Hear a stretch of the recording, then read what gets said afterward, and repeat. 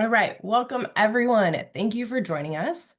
My name is Stephanie Wolf, and I am the Membership Relations Coordinator. It's wonderful so many have tuned in for today's event for this very important discussion. We will be focusing on the ripple effects that happen when aid recipient countries suddenly lose foreign assistance they expected to receive. To share their expertise with us, we are joined by Robert Bagyenda, former team leader for the Environment, Engineering, and Climate Unit at USAID. Robert will share how program shutdowns have affected environmental work in Uganda. Then Margaret Edison, former director of Nigeria's National Population Commission, will discuss how population dynamics, reproductive health and rights, as well as sustainability are deeply interconnected. We had some issues with the audio, so we're really hoping that it comes through. We'll stay tuned and see how it goes. And if you have questions for our two speakers, please drop them in the Q&A box that will be found at the bottom of your screen. We'll do our very best to get those answered during the Q&A session, facilitated by our communications manager, Olivia Nater. And then for any questions we don't have time to answer live, we will provide written responses along with a recording of this presentation and access to the chat box discussion. Those are all the housekeeping items for me. I'll send it over to Olivia. Hi, everyone. Thank you so much for joining us for this presentation. So I just wanted to give a very quick overview over US environmental aid, because we've talked a lot about how the US aid cuts have impacted reproductive health and rights, but you don't hear so much about what is happening on the environmental side. So as you know, the Trump administration effectively abolished the U.S. Agency for International Development, USAID, which has already caused significant and absolutely unnecessary human suffering and even loss of lives around the world. So over 80% of USAID contracts were canceled. And it looks like environmental aid has effectively been zeroed out. So environmental programs were already pretty underfunded. So in 2023, which is the last year for which complete data is available, less than 2% of US foreign aid went to environmental programs. So that's compared to, for example, 21.7% for humanitarian aid and 22.3% for health aid. And according to an analysis conducted by Refugees International, over 98% of all of USAID's awards that included any type of climate element have been terminated. And this represented about $2 billion. Funding for conservation and biodiversity programs was even lower, but nevertheless, the US government was one of the world's biggest funders due to the size of our economy. And in 2023 alone, USAID provided around $375 million to biodiversity and conservation projects around the world. And most of that has now been lost. So with this tragic context, I'm going to hand it over to Robert, who's going to talk more about the situation in Uganda and the impact of the aid cuts there. Thank you so much, Olivia, and the rest of the colleagues at Population Connect for the invitation to speak today. I will share a few slides with you, and oh, sorry, doesn't look like okay, share screen window.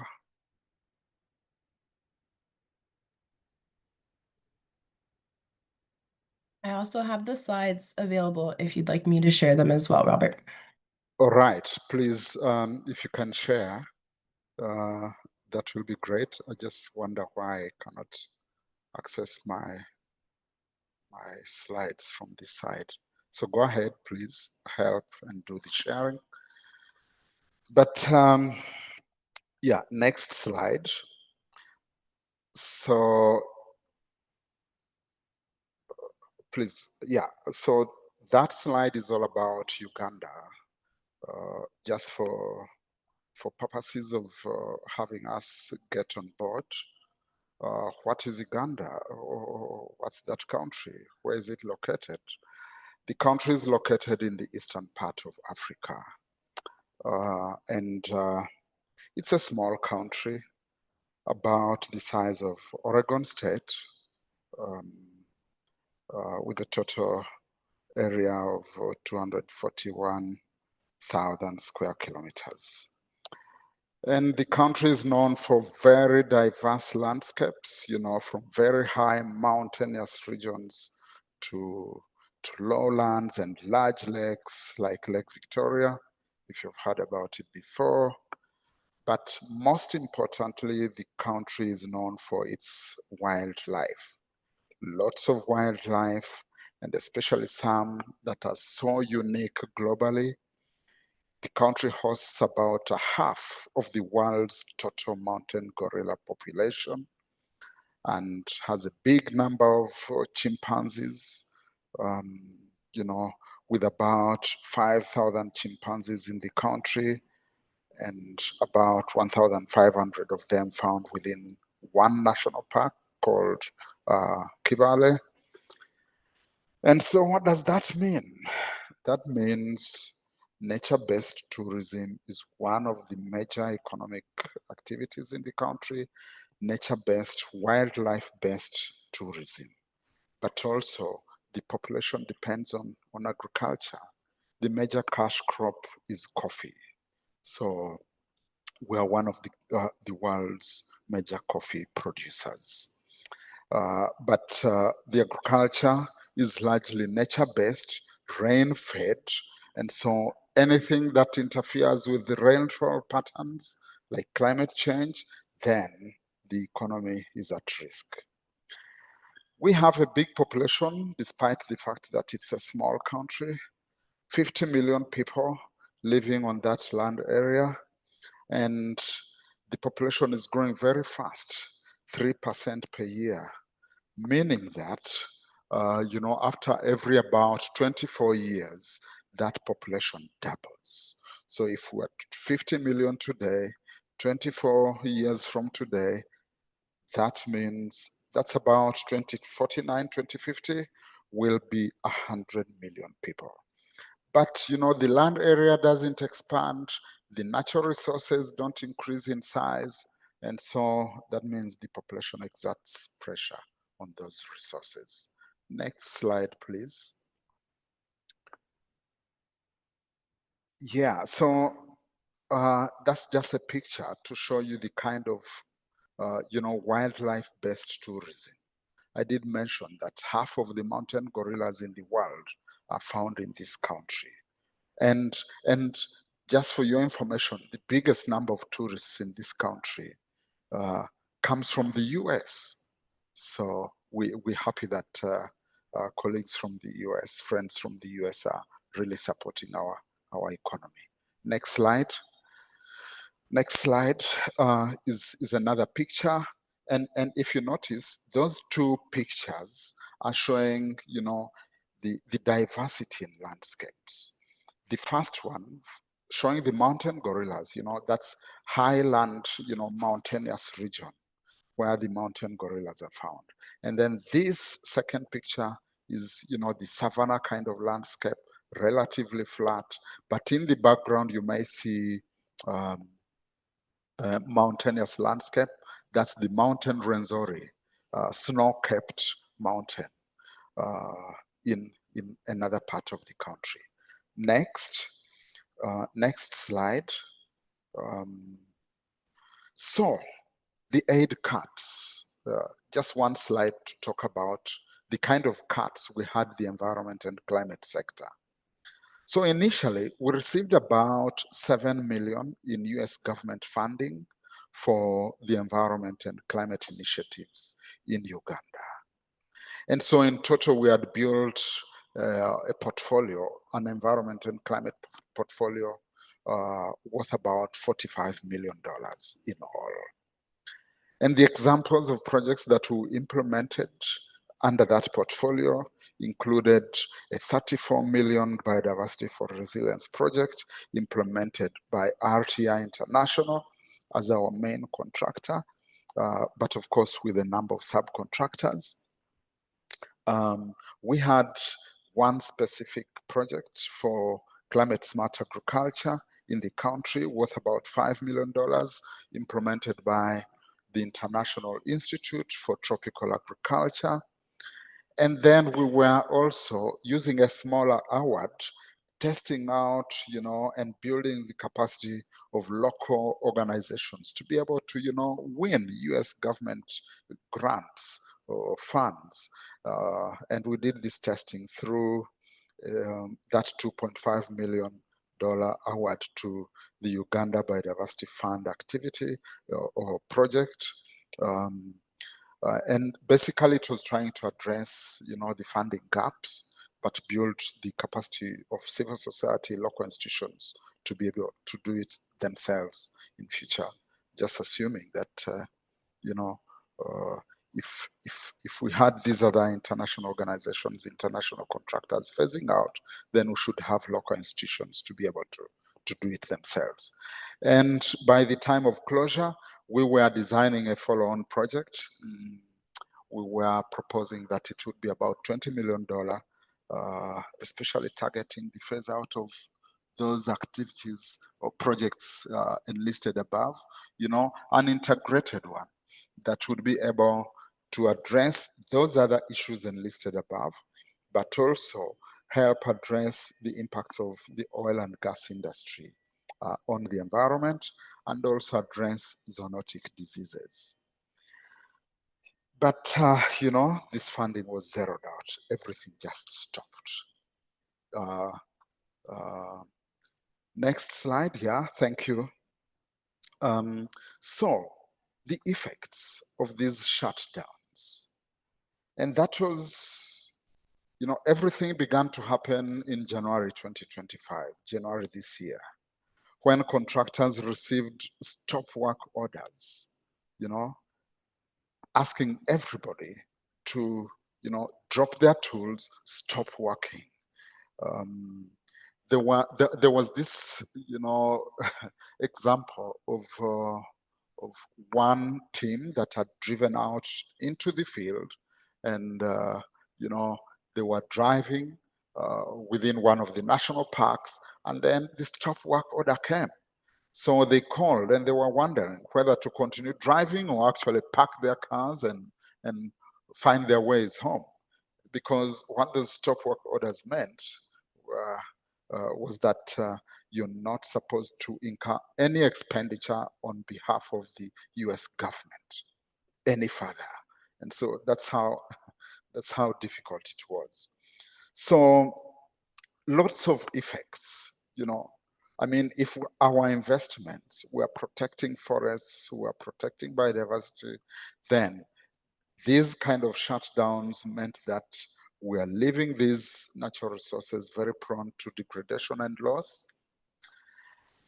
The people, the households, the communities, whom we were working with and whom we were supporting to build their capacity to adapt to the impacts of climate change, lost that opportunity to have their capacity built, But some of those projects that we were implementing were integrated in nature, supporting the communities, especially living adjacent to the protected areas, to the national parks, to be able to generate incomes, nature-based enterprises, generate incomes, and their livelihoods. They lost those opportunities. In terms of climate change, these people, these communities have now become more prone, owing to the shutdowns, prone to climate-related impacts, including diseases like malaria and zoonotic diseases. But also, the sectors I talked about earlier that depend largely on nature, sectors like tourism, sectors like agriculture, you do the shutdowns of the programs that were supporting these sectors, then you're contributing to food insecurity in the country. You're impacting negatively on the nutrition status of the population. You're impacting negatively on the tourism sector that is wildlife based, and especially to the economy. Tourism alone, this nature-based tourism, for example, last financial year earned the country $1.2 billion and created about 650,000 jobs for the people in the country. Now, the shutdown of the programs creates uncertainty. We're not so sure if we'll continue to register those figures in terms of foreign exchange, in terms of employment opportunities for the people. But above all, it's a largely young population here, a young population that has lost employment opportunities, that is uncertain about their livelihoods and income, can easily get recruited into subversive activities, including terrorism. These are some of the concerns that we have following those program shutdowns. Next slide, please. So, this slide is just about, a few slides, a few statistics. A few statistics just to show you the implications.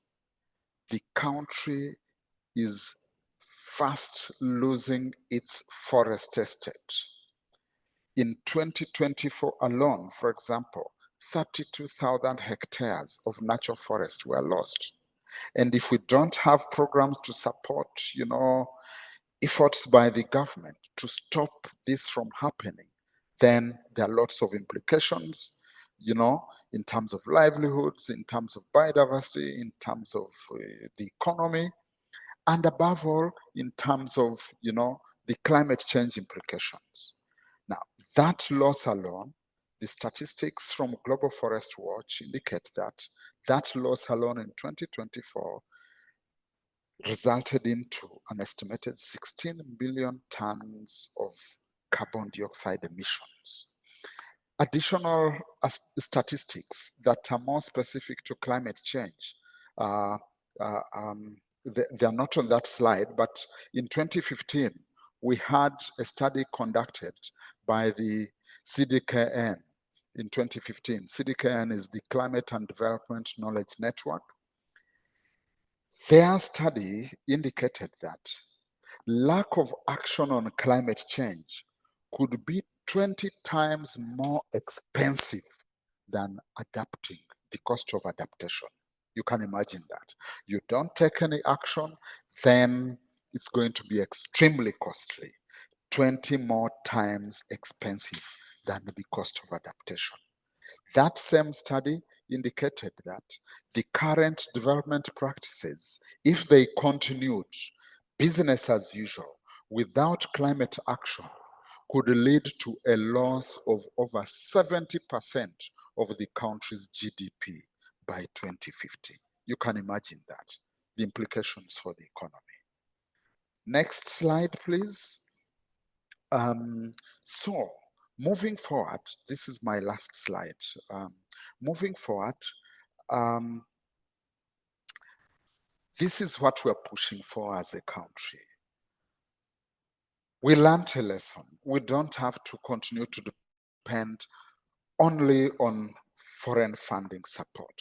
We need to generate, local financing to support biodiversity conservation, to support climate change adaptation and mitigation. And principally, we are supporting this through climate mainstreaming across the sectors, so that each sector can be able to, contribute to, biodiversity conservation and climate change adaptation and mitigation. But just because, climate change, biodiversity loss, environmental degradation are international development challenges, we would be happy to continue receiving, external support. US and other friends of ours, we would be happy if they could support, our efforts, especially considering that local financing may not suffice. So we would be happy if we continue to receive that kind of support. But the other lesson we learned is that especially if we design integrated programs, programs that integrate population and environment as an example, that would be the best way to go. If we have some resources supporting population, family health related work as an example, integrate it with the environment related financing, pool the resources together, leverage resources, that would be the best way to go, because single sectors, we learned that single sectors may never have sufficient, resources. But above all, these development challenges are actually cross-cutting. They cut across sectors. And so we think integrated programming would be the best way to go. Thank you so much for listening. I will be happy to receive your questions and happy to respond to them. Over to you, Olivia.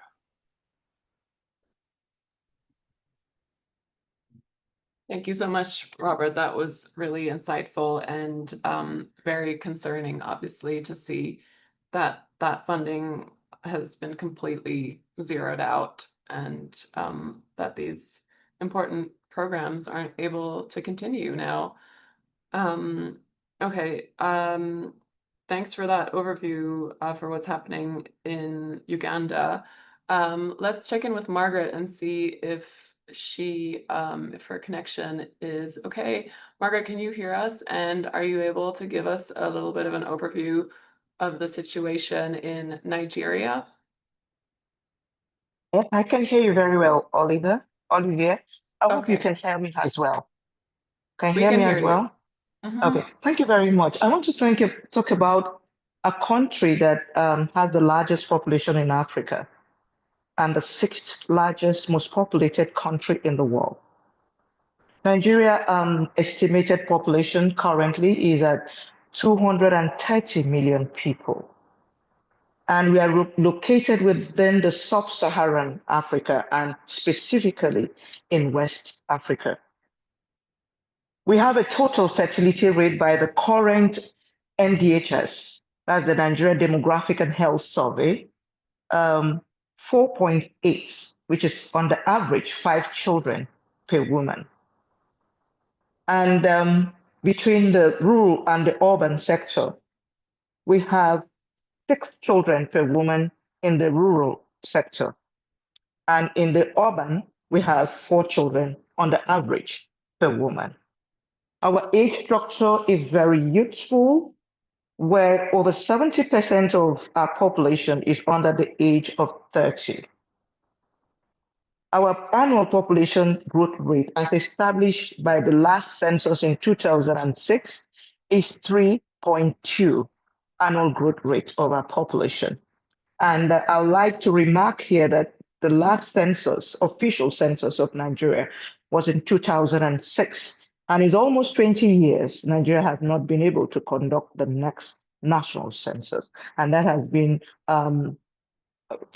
affected a lot of sectors in planning, intervention, and even in issues of climate change, environment, and other levels of interventions. The unmet need for family planning, which will put a picture on how our population dynamic is 21% of women who wish to space or limit or stop childbearing is 21% for women of reproductive age, for currently married women, and 36% for sexually active unmarried women. Our adolescent childbearing is 15%. That means 15% of our 15 to 19 years old girls have started, 15% of them have commenced childbearing. And a modern contraceptive prevalence rate is at 15% for currently married women and 38% for sexually active and unmarried women. We know that Nigeria since 2009 have been going through crisis where we now have a lot of internally displaced persons. We also have issues of humanitarian emergency conflicts and also insurgency across, particularly in the northern part of Nigeria. Nigeria has the highest internally displaced persons in Africa at 8 million currently. And that contributes to 3% of the global internally displaced person, caused specifically by conflict and insecurity. Climate change is an issue also in Nigeria and severely caused by flood, deforestation, erosion, oil spillage in the southern part of the country, and pollution. Our maternal mortality ratio is at 512 per 100,000 live births. So when we look at our population dynamics, we see that Nigeria still has one of the highest fertility rates in the world, although globally fertility rates are dropping, but Nigeria still contributes to the growth in the world. And by 2050, Nigeria will be the 10th largest population in the world. And one of the issues that have come up through the USAID fund cut by the United States of America is that before now, Nigeria used to enjoy funding as one of the greatest partners in USAID with a portfolio of funding and support that address critical challenges across health sector, across education, economic growth, democracy, human rights and governance, environment, peace, and security, as well as the humanitarian sector. So those were the sectors that USAID funding was supporting. But I will specifically talk about the health sector, what has happened between the health sector and data generation, and probably I'll speak a little bit about the environment, how the fund cut has affected us. For the health issue, we know that the main issue between population and environment in Nigeria is a population pressure. Pressure arising from high fertility rate, pressure arising from displacement of the population, moving to put pressure on certain areas of the country where probably we would have expected 100, 200, 1 million people to stay. Because of insecurity, we now have either triple of more than that staying in a location, putting pressure on the environment. And these environmental issues also affect livelihood when people move away from their usual place of residence. It affects their livelihood. It affects food security. It affects nutrition and particularly the health of the women. So I'll look at the health issues. What health issues has the fund cut affected? We know that Nigeria was a beneficiary of the presidential initiative to cover for malaria, and that has been withdrawn. And Nigeria contributes 27% to the global burden of malaria. 11% of maternal death in Nigeria comes from malaria.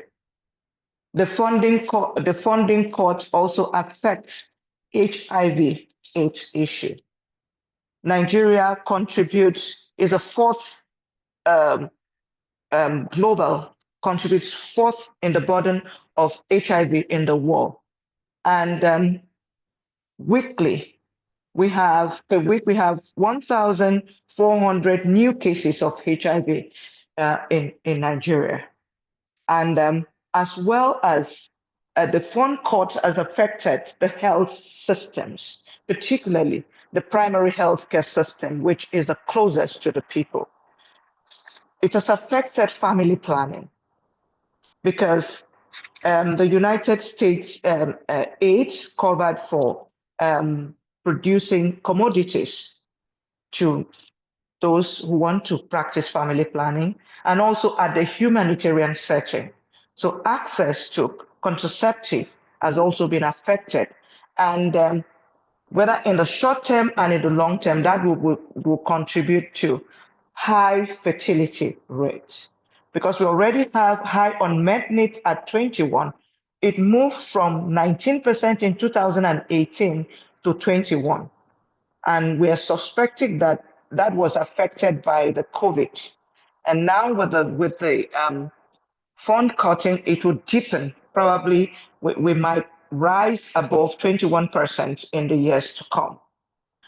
So when our fertility keep on increasing and humanitarian issues are unabated and people keep on being displaced, we have the impression that there will be more burden, more stress on the environment. There will be more flooding. There will be more deforestation in those areas that are affected, and that will affect environment. I did not want to specifically highlight the amount of the dollar cuts on each of the section. I wanted to keep that personal, but I just want to say that with family planning affected, we have been gaining. You can see that our fertility have dropped from 6% 3 decades ago to five children, from 6 children per woman in the last 2 decades to 5. And if our family planning portfolio is affected, so the gains we have had in bringing it down to 5% may go up again. And that will affect the gains we made in helping people to cherish and appreciate having fewer children, and that would have contributed to managing our population growth in the midterm and in the long term. So what impact does this have on the biodiversity? The impact is that when the population keep on increasing, they will tamper with the quality of the biodiversity. And that will have impact on so many things. The empowerment of women, the food security, agriculture, the health of the women, and many other outcomes. So for me, and for most of us in Nigeria, we see the USAID fund cuts, one as a challenge in the short term and a blessing in the long term, because it now makes our government to look inward, to begin to develop, to pay attention to raising domestic funding, to make sure our health systems function, to make sure that the quality of health workers is improved, to make sure that medicines that are relevant for malaria, for HIV, for antenatal care are available in our primary healthcare system. Funding to strengthen our health system to respond to the kind of age structure we have in Nigeria, particularly the young people and women of reproductive age. It will also make our government to look inward and also probably look out for new partnership in raising funds in the short term and probably in the midterm to augment. Like my colleague from Uganda said, we still need a support. Maybe in the short term, while we build our domestic funding in-house to be able to, and particularly like a country of Nigeria with a very large population, we need new funders while we await to see the new focus of the government of the United States on supporting the countries that need support. I'll also say that the courts will affect the issues of nutrition, because the recent demographic and health survey showed that our malnutrition raised from 36% to 40% for children of under 5. And you know how that will affect us in coming years, the kind of quality of population we will have to manage the development of our country and probably contribute to the development of Africa. So the phone cut was sudden, was unexpected, provided a shock to us, even though the Nigerian government have tried to cushion the effect of that shock. It can provide the kind of progress that we would have made. Now, our family planning is slow because we're still battling with providing commodities, not just providing commodities, but with wide range of choices, because family planning relies on women making choices. If they cannot make choices and they are coerced to use a particular method, it may not yield the kind of results that we expect.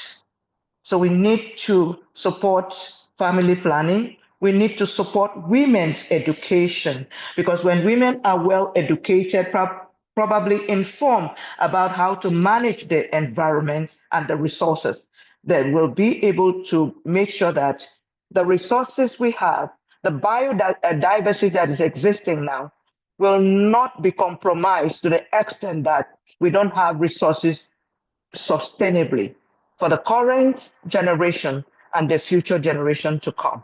So we need to manage our population. We need to empower the women.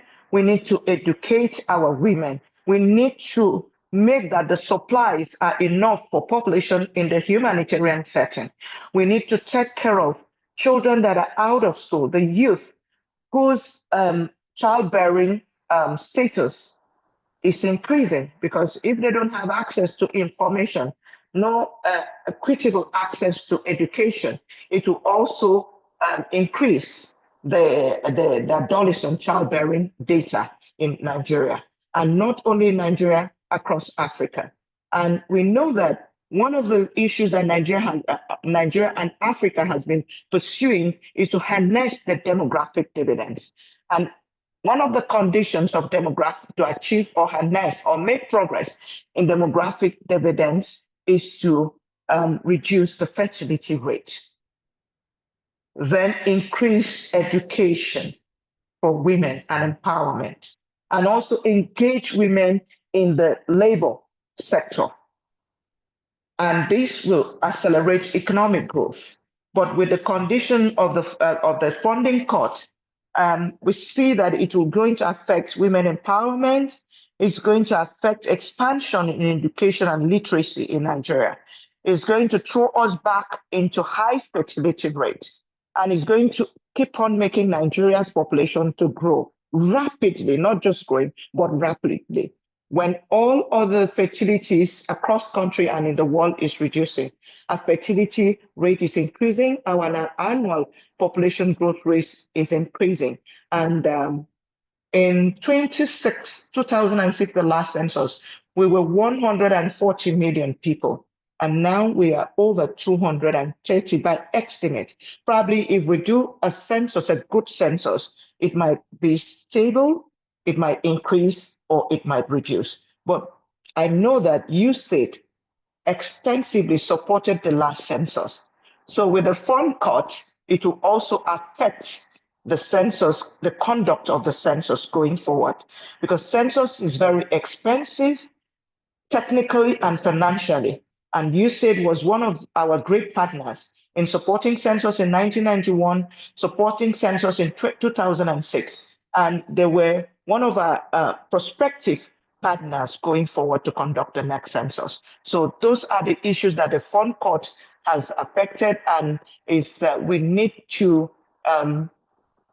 devise means and different strategies to see how we can leverage what we have and also have fresh partners to move forward.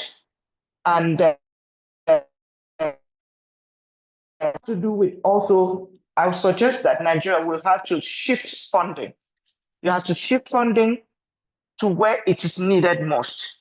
And I know that when we fund family planning, we will be able to improve maternal and child health. We will be able to make sure that people don't destroy the environment. The biodiversity in Nigeria will be at most preserved. We will be able to provide products, we'll be able to find contraception and other needs to the humanitarian population. And we will be able to, because the USAID fund was supporting us harvesting good governance. So we'll be able to have good governance because we are looking forward to the next election. And I know that the USAID fund was one of the funding that was being used to make sure Nigeria has good governance. So all of this put together are affected, and we need to re-strategize on the way forward. So I think I would like to stop here and ask for questions, and we will provide answers. Thank you, and over to you, Olivia. Margaret, thank you so much for that incredibly comprehensive picture of the situation in Nigeria. I really appreciate you drawing all those incredibly important connections between demographic trends and the environment and health and sustainable development. You really explained very clearly how everything is connected and how losing funding for any of those areas also affects all of the other areas. So thank you for that. So yeah, let's move into the Q&A because we have a lot of questions coming in, a lot of really good questions that I'd like to get to. Yeah, maybe let's start with Robert. So you told us that basically you the programs you were working on lost all of their funding and it was immediate. So you received stop work orders and it was basically instantaneous. Can you talk a little bit more about like what that means, both for the people involved in these projects and the long-term impacts on the environment? So how many people were employed in these projects? How many people lost their jobs and their livelihoods? And is there any hope for any of these programs and projects continuing in a reduced capacity? Is there other funding from any other sources that will allow them to continue in a reduced capacity, or is it basically completely over for now?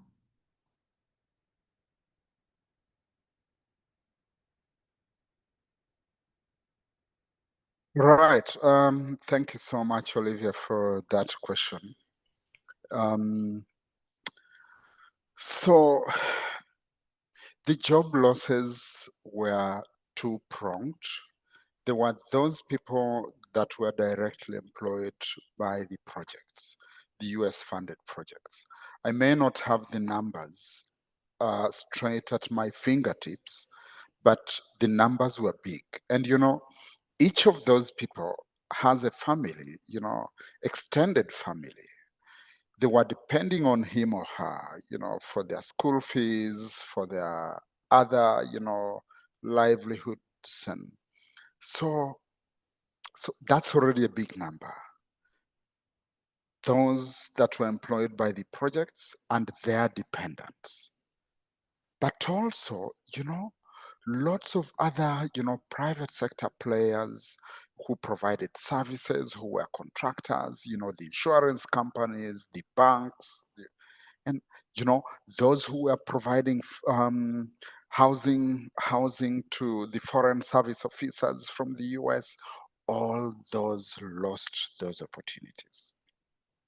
But also, the bigger number was actually the beneficiaries out there, the communities, the households. I'll use an example of, you know, a climate change, smart agriculture, climate smart agriculture project. You know, if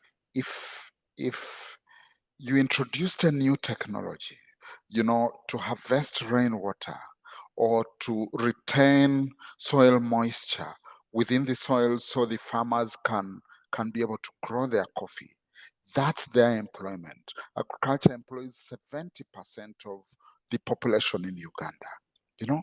That's a big number. Their employment is at risk. Their incomes are at risk.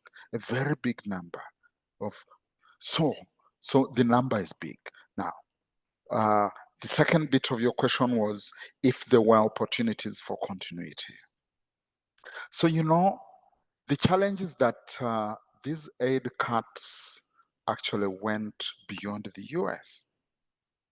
Even other countries, European countries, I'll use the UK as an example because I checked in with them.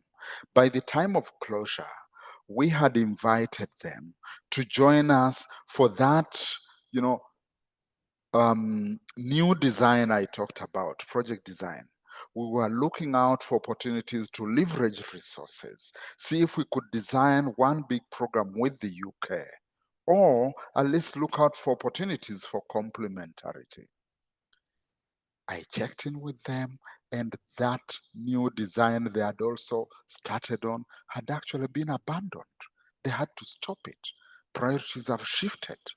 Maybe environment, maybe climate initiatives have ceased to be of interest to a number of other development partners.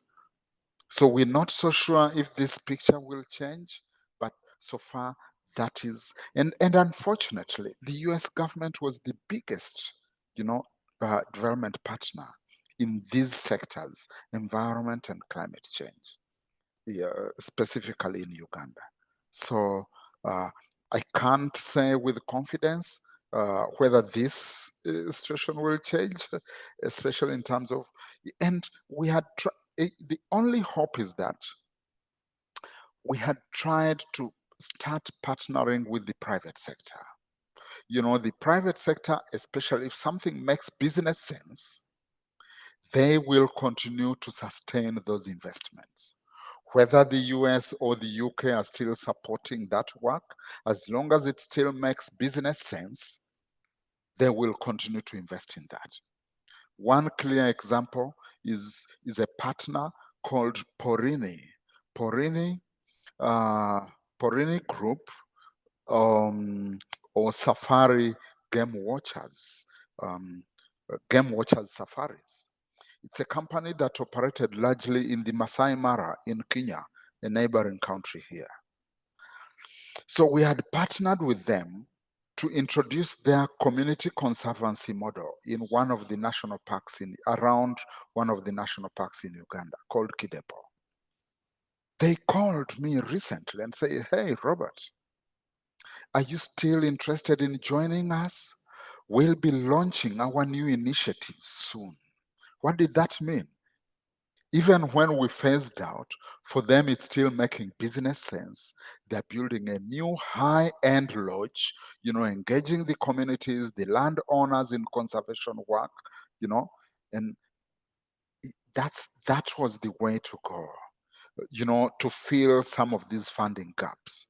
Maybe that gives a bit of hope because they're employing local labor to work in the lodges, to work as tour guides, that kind of thing.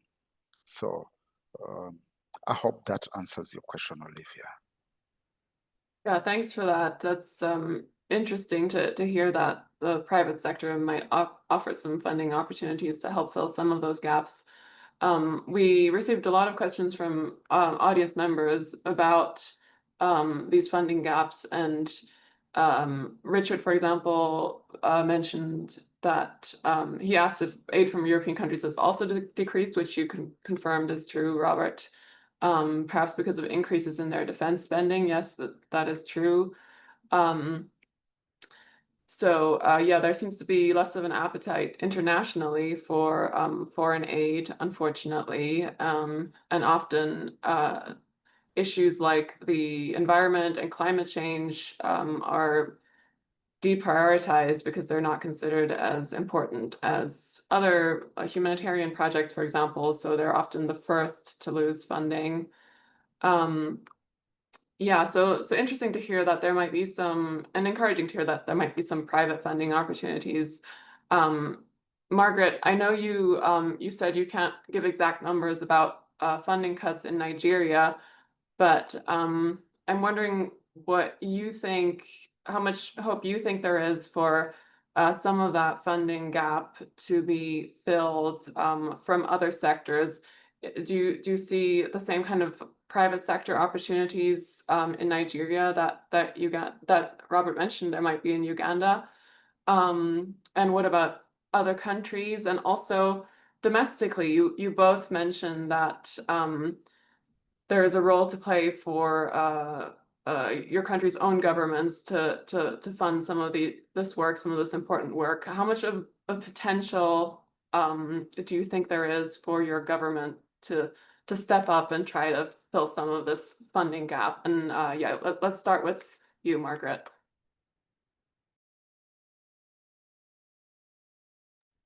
Thank you very much for the question. I would like to just give a snapshot that between 2020 and 2024, the funding through USAID from the United States government, 51.73% of that funding went to the health sector. And that will cover for family planning and other things to address maternal and child health.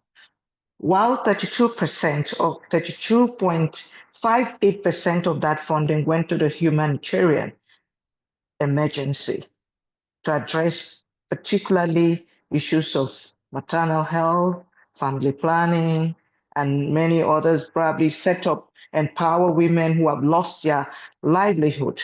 So the Nigerian government was a little bit swift to taking action and raising a funding, but it can't be the same. Can't be the same. About $200 million was raised to fill the gap immediately. And most of that funding went to the health sector to address maternal and child health issues and by extension, family planning. And I know coming from Bogota, we were able to listen to so many issues around funding, and we didn't see the traditional funders being able to come together as expected, because when we look across, the United States was one of the greatest funder of these issues across the world. And for us, Nigeria have been trying to look inward and also trying to move funding from some sectors to cover for sectors that covers the health issues, because health is wealth. Health is the most important sector to cover in any country in the world, because when you have a healthy people, then you can drive your economy, your economy can grow, and people will be healthy, and there will be peace, and there will be security. So Nigeria is trying to partner with philanthropists, sector, with the private sector, like Robert noted in Uganda. Nigeria is also taking that step to partner with the private sector, with humanitarian, and with probably other new funders or donors that may likely would want to partner with Nigeria to advance the issues of maternal and child health, and to protect the life of our adolescents, because they constitute the assets we have to drive our economy. So Nigeria is also taking that step with private sector, with philanthropies, with new donors and partners, and also leveraging on domestic financing, not funding, but domestic financing, to switch the portfolio of financing within the country to put it in the priority areas to make sure that Nigeria keep on making progress and supporting its own population. I hope I have answered the question. Yes, you have. Thank you very much. I don't know, Robert, if you want to add anything about the role of the Ugandan government and how much appetite you see among the government for wanting to fund its own environmental and climate projects. Does it seem like there is increased interest in those projects domestically and spending more government money on those, or do you feel like that's not really a priority for the government right now because they're dealing with other issues? Again, thank you so much, Olivia, for that question. and I really want to be very sincere in my response. The government still doesn't prioritize environment and climate investments. And you know, the reason is, I think there's been this culture of dependency because they know somebody somewhere is been supporting, the initiatives. So they tend to divert their own available, however little it is, divert it to other investments, especially prioritizing infrastructure, prioritizing defense, especially defense. Okay. And so that leaves, climate and environment initiatives very underfunded. And that's why I said the strategy we are pushing for now is mainstreaming. Be able to conduct climate and environmental risk screening across all the other sectors. Even when they put money into infrastructure projects, you're saying, hey, look, there's a climate risk there. Can you pick a percentage of that funding to support climate action? If it's, agriculture funding, be able to say, hey, look, there's a climate risk to agriculture. Can you pick part of the funding to agriculture sector to support, climate related interventions? So that's the kind of strategy that we are pushing for. Mainstreaming, integration of environment, and then working with the Ministry of Finance, we're saying, do not release funds to any sector that has not demonstrated that they have mainstreamed environment and climate in their work. Once they have done so, issue them with a certificate of compliance, and then you can be able to release those funds to that sector. That's the kind of thing we're pushing for at local levels here, domestically. Thank you. That's great. Thank you so much. Yeah, you mentioned the importance of mainstreaming climate and environment into everything. And Margaret talked about that as well with the connections between population and environment and health and how really all of those things need to be considered. We're basically out of time, so I just wanted to touch on one last thing. Maybe you could give us both of you could give us a few final words. Robert, you talked about how biodiversity loss and climate change are not just domestic issues, they are international development challenges. And Margaret, you also talked about how everything that happens in Nigeria, the high maternal mortality rate, the high fertility rate, high teenage pregnancy, the impacts on the environment, on health, all that has global implications. In a few seconds, maybe you could both imagine you're talking to prospective funders. Could you tell them how important it is to invest in these issues in your countries? Let's start with you, Margaret. Thank you very much, Olivia. I will start by saying that a healthy, moderate population growth, well-informed, well-distributed population is important for ensuring a balanced biodiversity, economic growth that can guarantee sustainable development and harnessing the demographic dividend in Africa. And this can only be achieved by investing in sexual and reproductive health of the women and girls, particularly in family planning. And I'll end by saying that Africa should look beyond aid. We should emphasize domestic financing of our own development initiatives. And we should move from funding to financing our own development aspirations and rely less on donors. Then we will be able to make sure that our girls, instead of becoming mothers at the tender age, will be in school and contribute to the quality development of our country. So we should be moving from quantity to quality to be able to preserve our biodiversity for a sustainable future. Thank you, and over.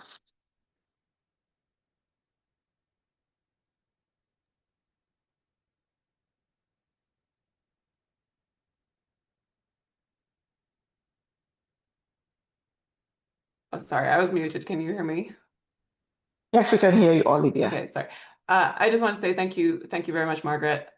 Very, very powerful words. Robert, would you like to add anything to that? Yeah, just one additional statement to say that we do share the globe. We do share, the environment around us, irrespective of the countries that we belong to. The forests, as an example, when they sequester carbon, that's a global benefit. When tourists travel all the way from the US, from the UK, from China to come over to Uganda, to look at those mountain gorillas, to enjoy the landscapes, that's a global benefit. So it only makes sense if we can continue to partner, to support each other, to protect these vital resources, the environmental resources, be able to jointly address climate change, mitigate against it, support each other to adapt against it, because we belong to the same globe. That's my key message. Let's continue to partner at any opportunity that presents itself.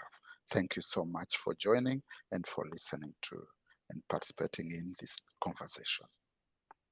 Amazing. Thank you so much, Robert. And of course, we all echo that hope as well, that we can continue to partner and that funding will resume eventually. And I think I can say on behalf of all reasonable Americans that we're very sorry for what you're going through right now. And hopefully it won't last forever. So yeah, Stephanie, would you like to wrap us up? Yeah, I just wanted to send a big thank you to our two speakers. We really appreciate you tuning in, especially with the big time difference. So we hope you have a great evening. If you want to share any words of encouragement to Robert or Margaret, please drop them in the chat. And I will follow up within the week with a recording of this presentation and access to the chat box discussion. Thanks everyone for tuning in. We appreciate you being here for this very important discussion. Thanks, everyone. Thanks all.